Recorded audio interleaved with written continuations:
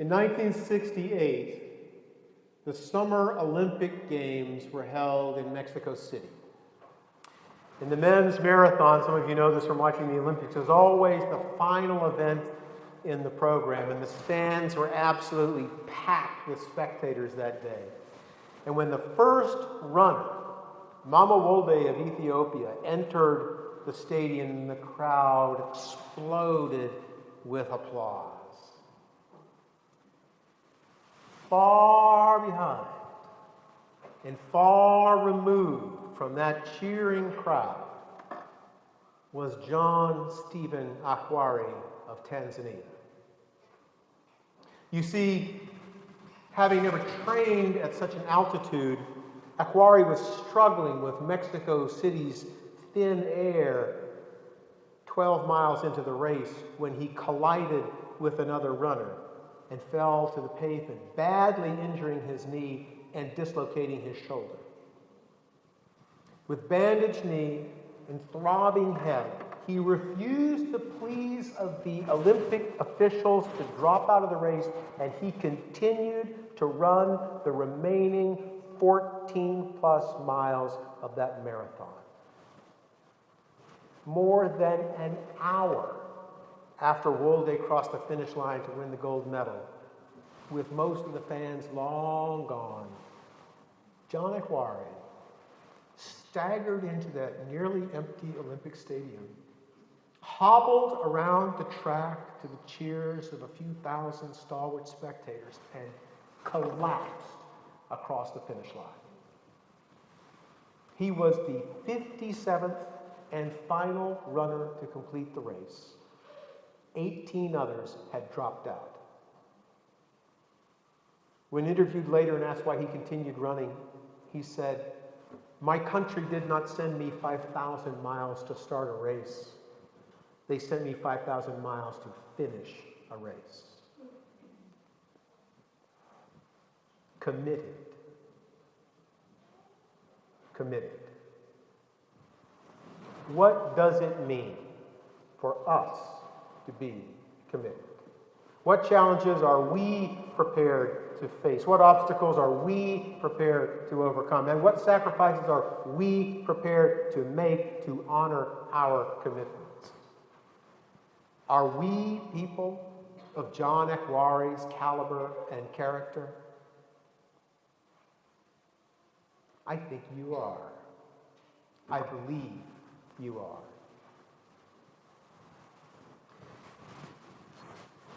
Now, as an English major, I know that commit means different things. You commit funds to a project, you commit a dead body into the ground or a live person into a mental institution, or you entrust a responsibility into someone's care, like maybe a committee. You can also commit a crime or commit yourself to a relationship. Committed can be good news or bad news. But we can also commit ourselves to a course of action. We make a promise or a pledge, obligating ourselves to something. That's the sense in which John Akhwari was committed when he willed his battered body through 14 miles of pain to cross the finish line of an almost empty stadium. He was carrying in his heart a promise that he was determined to live out to his nation. Today, I'm going to ask you to make a promise. It is a promise to our congregation and religious tradition, past and future. A promise to our nation, the principles and ideals for which it stands. And most important, to make a promise to yourself. You see, in 12 weeks, in this very space, on a Sunday afternoon, the members of this congregation will vote to call the next settled minister of this religious community. This is an historic event. It has only happened 5 times in the last 111 years. This is a turning point in the history of this congregation, and I ask you to commit yourself to doing all that is in your power to ensure that the ministry to which you call my colleague in May will be equipped for success. And that ministry, your ministry together, needs to be successful. Now, about 25% of you, maybe a third of you, came to one of the Quantum Leap workshops sponsored by the Ministerial Transition Team. The first was in May of last year. The most recent was in September. You heard me talk about the American religious landscape today. It's worrisome. Religious identification is weakening among younger Americans. Religious participation is declining, and churches are closing their doors permanently at alarming rates. One needs only look out the window to see one of the casualties right next door, a congregation that was 2 years older than our own that went out of business 4 years ago. These are tough times for institutional religion. And yet, at the same time, individual spirituality remains strong in this country. The human need for community is undiminished, and the demand for social services like our own mesh ministry to the homeless is skyrocketing in America, just as our nation seems to have lurched in the direction of callous indifference and institutionalized injustice. Now today we are kicking off our congregation's annual fund drive, the theme of which is 100% committed, now more than ever. Friends, as religious liberals, as free thinkers, as compassionate souls, as justice-seeking people in possession of a sound moral compass, you need to be 100% committed now more than ever to ensuring that this congregation shines brightly as a beacon of justice, stands strong as a sanctuary for the discouraged and dispossessed, and serves powerfully as a launching pad for action in the years to come. And friends, you will be called to action. Make no mistake, we are at a turning point in the history of this congregation and the history of our nation. Whether this congregation boldly helps to bend the arc of history toward justice, or bows down under the weight of indecisiveness and passively allows the inevitability of decline to wash over it, is entirely up to you. The difference between those two outcomes is your level of commitment to this congregation. W.H. Murray wrote it in his book, the reading Kate shared with us moments ago, until one is committed, there is hesitancy, always ineffectiveness. The moment one definitely commits oneself, then providence moves too. Now, over the coming weeks, each household in this community is going to be contacted by a member of our annual fund drive team, ably led by Jerry Freed. Jerry, wave at everybody so you can talk to Jerry after the service if you choose. They're going to ask you to commit to either attending an intimate social event or being visited in your home by a member of the team. And during that gathering or visit, you're going to be asked about your experience in the congregation, your hopes for the future, and for your financial commitment to the congregation for the coming year. Now, remember, you're going to be asked to pledge a dollar amount for what you intend to give over the 12-month period between July of 2017 and June of 2018. We're asking for a number, not a check.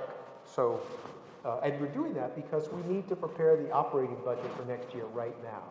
And when all of our members and supporting friends, 100% of us, tell us what your intentions are, then we can create the most responsible budget possible that will equip your new minister-to-be with the resources she or he needs to help you put in place the ministry that you desire and dream of in the world. One of the responsibilities of membership, as defined in this congregation's bylaws, is making an annual pledge resulting in a financial contribution of record. It does not in any way stipulate how much that pledge should be. Just pledge something. We need 100% response rate so we can plan well. Now, I share that with you by way of saying that I remember before I went to seminary, I was a volunteer. I was a member of a congregation, and I was dirt poor. I didn't have 2 nickels to rub together. I was very embarrassed by not having much money to give, and so when it came time for a pledge drive, I didn't pledge anything because I was ashamed. And nobody took me aside and explained, Justin, it doesn't matter what you pledge. Just give us a number to work with so we can budget accordingly. And instead, I just dropped my money in the collection plate. What I learned years later was the money I was putting in the collection plate every Sunday exceeded the pledges of some members. But I didn't tell anybody because I was embarrassed and uninformed. And I don't want you to have that experience. And I also want you to know that your charitable contributions to this community are fully tax deductible. So take advantage of that. So it doesn't matter. Make whatever gift you can. No gift is too small. And no gift is too large. So, just saying that. We want to prepare the way for a great new ministry in August, and your generous financial support will make that possible. Now, I can tell you that as the interim minister, I have been with you for a little over a year and a half. I have had an opportunity to be with you, to listen to you, to work with you, to serve you, and to look around. And I can tell you that most of the programming that you experience when you come here Sunday morning, the music, the worship service, the religious education, that stuff is the tip of the iceberg. That's the visual manifestation of the ministry, but most of what happens out of sight or out beyond our scope of our awareness. The doors are open, the lights are on, the roof is secure, the heat's on, the snow's cleared, the sidewalk is salted. All of that requires effort, and it requires money. And I can tell you that there are a lot of areas of the ministry that I think require some attention, and some of that attention is financial. This is a good, healthy congregation with just as bright a future as you want to give it. And I think that with some judicious application of resources in the right areas, you will do phenomenally well in the future with your new ministry. Now, it's not my place to tell you what to do in the years to come, but I will tell you my personal opinion. If I were going to invest some money someplace, I would invest it in your multimedia ministry.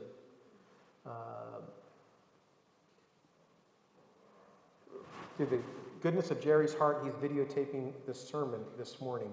But every single sermon delivered from this pulpit should be videotaped, should be posted on YouTube on Sunday afternoon as a service to the community, as an outreach. Think about it. Every 88-year-old Unitarian Universalist like my mother, who can no longer go to services anymore, is trapped in her home.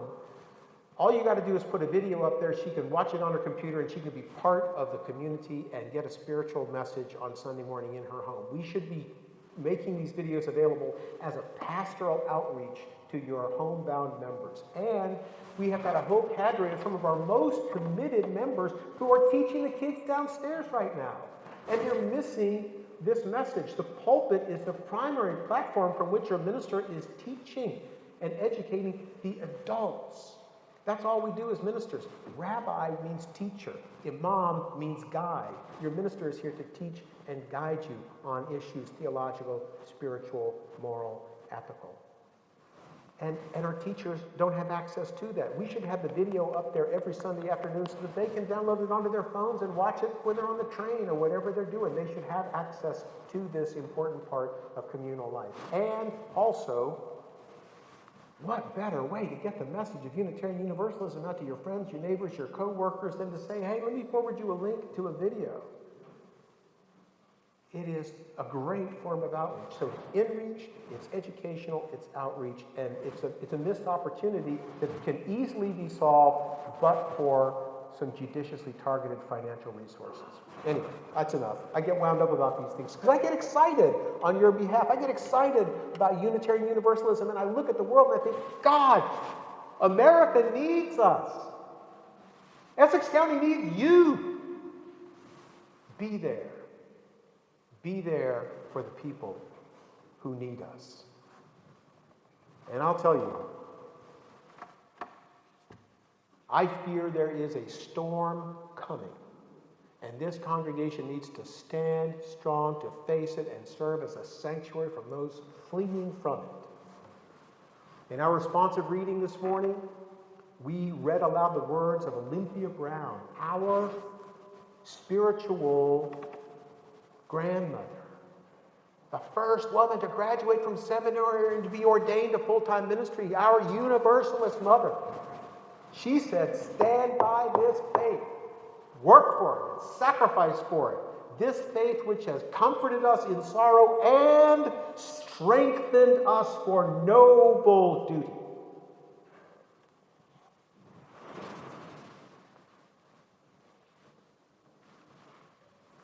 I stand by this faith. I can't tell you what your most generous gift is to the pledge tribe. My guidance is give until you feel good.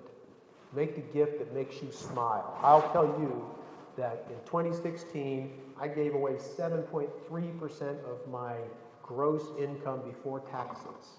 And 70% of that money went to Unitarian Universalist organizations, including 3 different congregations. Make a gift that makes you feel good. Make a gift that shows your commitment. The world needs Unitarian Universalism, and it needs this congregation. More than 400 years ago, the Japanese Shinto scholar Mochimasa Hikita wrote, "The truly upright is that which flows out of your genuine innermost self as a result of sincerity, even in the most minor of your activities."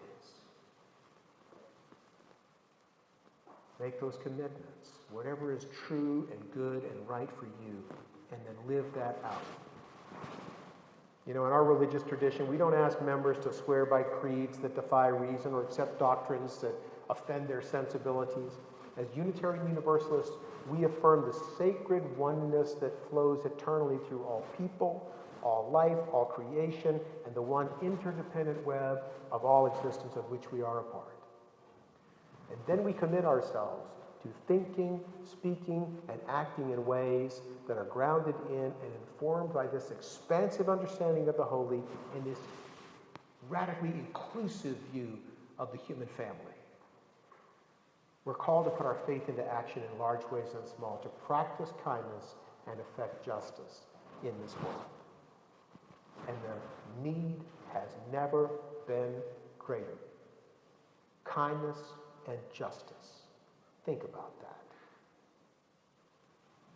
I told you on December 11th in my sermon, there's a segment of our population that is irrationally committed to the belief that an unfettered free market economy can solve all of society's problems, that despises government, and that spits out the words social welfare with bitterness and contempt. There are plenty of Scrooges in our world today, and some of them occupy or may soon positions of real power. 2 months after I spoke those words, I can tell you that a vision darker and more dangerous than mere callous, mean-spirited, Scrooge-like behavior is afoot in this land. It will take courage, determination, strength, vision, and yes, commitment to weather the storm that I fear may soon break upon our land. Anyone who has studied the rise of totalitarian states will tell you that they emerge once all political opposition in a nation has been eliminated, all civic organizations and unions have been suppressed, and all independent dissenting religious voices have been silenced. Our society will need strong, resourceful institutions full of resolute, committed souls, guided by able leaders, if we are to preserve the values we hold dear as religious liberals in a democratic society. We all need to be 100% committed now more than ever. Commit to a future in which this congregation shines with strength. Commit to our shared values and a common vision for the future. Commit to action that will bolster our democracy and secure justice in our society. Commit to being and becoming the transformed person that this congregation's mission statement summons us to be. And commit to doing all that is in your power to ensure that a new ministry will prosper and flourish here in the years ahead. To return to the words of our great forebearer Olympia Brown, do not demand immediate results, but rejoice that we are worthy to be entrusted with this great message.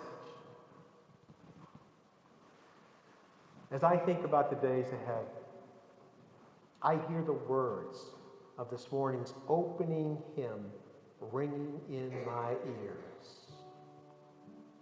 We are going, heaven knows where we are going, but we know within, and we'll get there.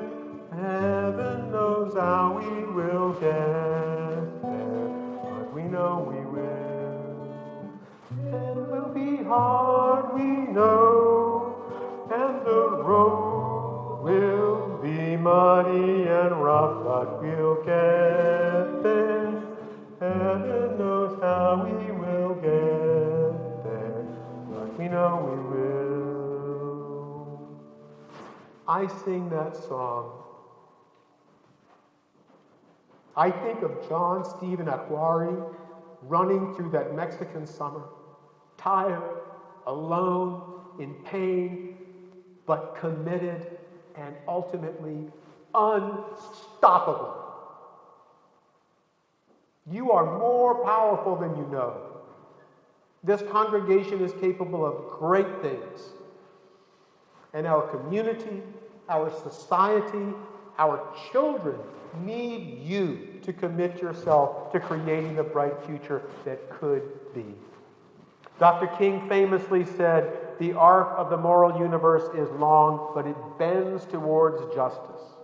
Commit to being the people and building a religious community that will help bend history toward morality and equip humanity with hope. You are just the right people to do so, and you, too, can be unstoppable. Amen.